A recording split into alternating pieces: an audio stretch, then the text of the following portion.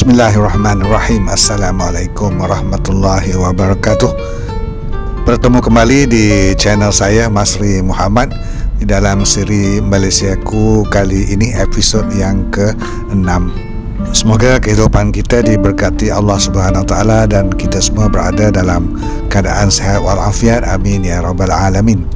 Dalam Malaysiaku episod yang ketiga, saya ada share dengan sahabat-sahabat semua berkenaan dengan bilangan kenderaan yang ada di negara kita, iaitu sebanyak 36.362 juta kenderaan yang sudah didaftarkan di Malaysia sehingga kini.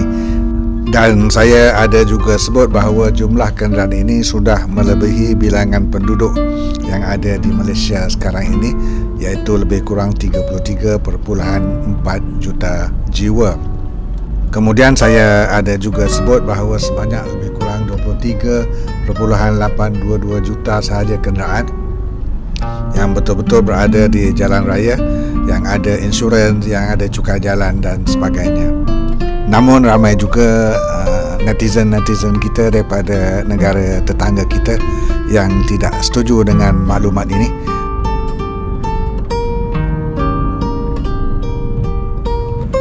Saya setuju dengan pendapat yang mengatakan bahawa bilangan kenderaan ini berkait rapat dengan bilangan penduduk.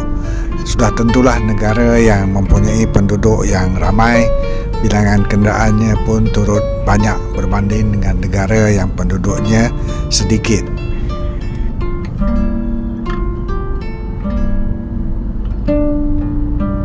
Mari kita sama-sama semak status ataupun bilangan kenderaan yang ada di negara-negara ASEAN sejak beberapa tahun kebelakangan ini.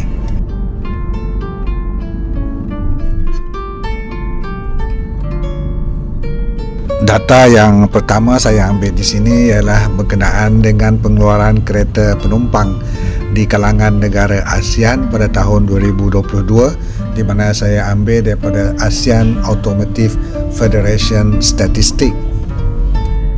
Jelas daripada fakta ini, ianya menunjukkan Indonesia mengeluarkan kereta penumpang yang paling banyak dalam tahun 2022, iaitu sebanyak 1.214 juta kenderaan.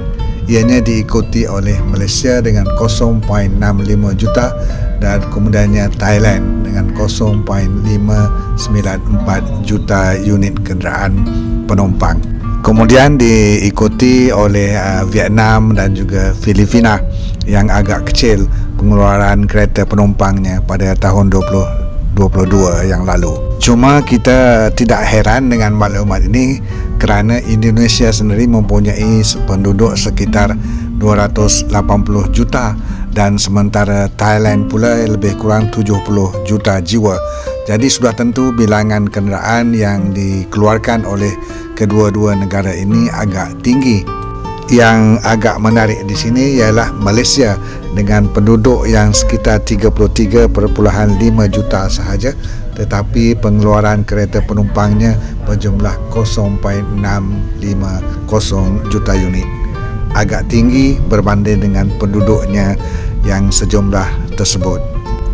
Selanjutnya kita lihat pula di sini data berkenaan dengan hak milik kereta yang telah didaftarkan, dan seperti yang kita jangka, memang Indonesia mendaftarkan hak milik sebanyak 22.587 juta kenderaan sehingga Disember 2021, diikuti dengan Thailand sebanyak 19.817 unit sehingga Oktober 2022 dan Malaysia sebanyak 17.728 juta unit pada Disember tahun 2021. Sekali lagi, semuanya saya rasa terkait dengan jumlah ataupun bilangan penduduk sesuatu negara.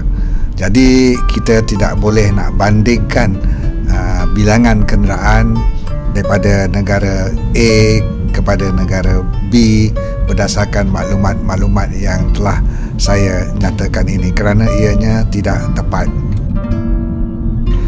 Saya ambil contoh bila kita membandingkan bilangan doktor yang ada di sesebuah negara.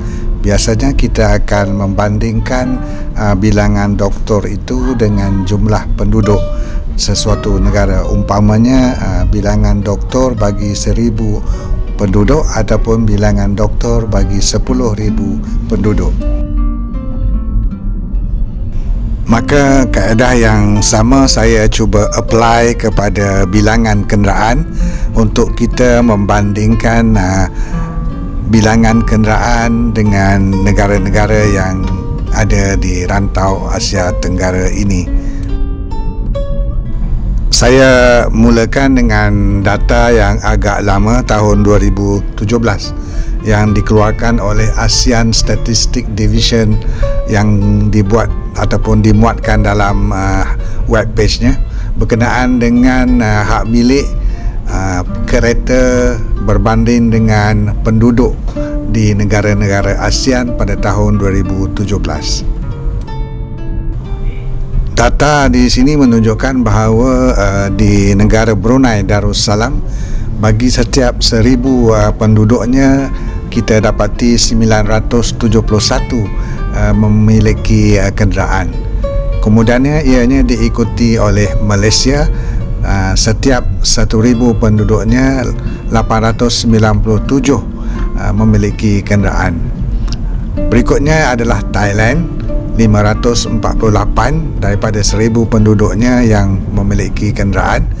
Indonesia 499, Laos 293, Singapura 171 dan berikutnya lah negara Myanmar, Filipina, Vietnam dan Kemboja.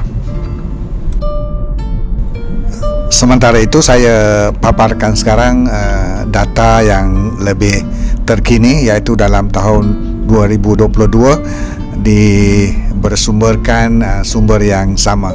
Apa yang menarik di sini ialah ada dua negara di ASEAN ini, iaitu Malaysia dan Brunei, di mana bilangan kenderaan yang ada di negara berkenaan telah melebihi bilangan penduduk bagi setiap 1,000 jiwa penduduk yang ada di kedua-dua negara berkenaan, dengan nilai sebanyak 1073 bagi Malaysia dan 1066 bagi Brunei Darussalam.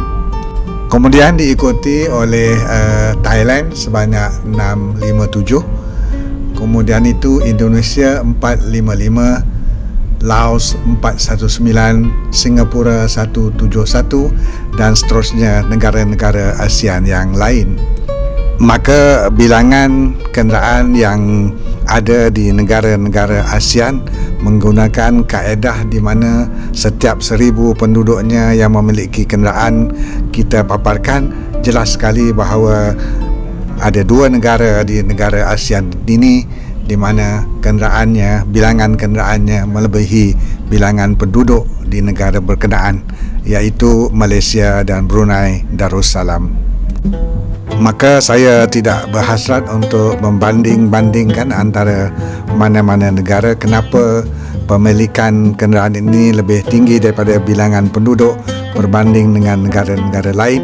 Saya serahkan kepada sahabat-sahabat dan tuan-tuan dan puan-puan yang akan memberi interpretasi sendiri berkenaan dengan perkara ini. Saya hanya memaparkan maklumat ataupun fakta yang terkini berkenaan dengan bilangan kenderaan yang ada di negara-negara ASEAN sekarang ini.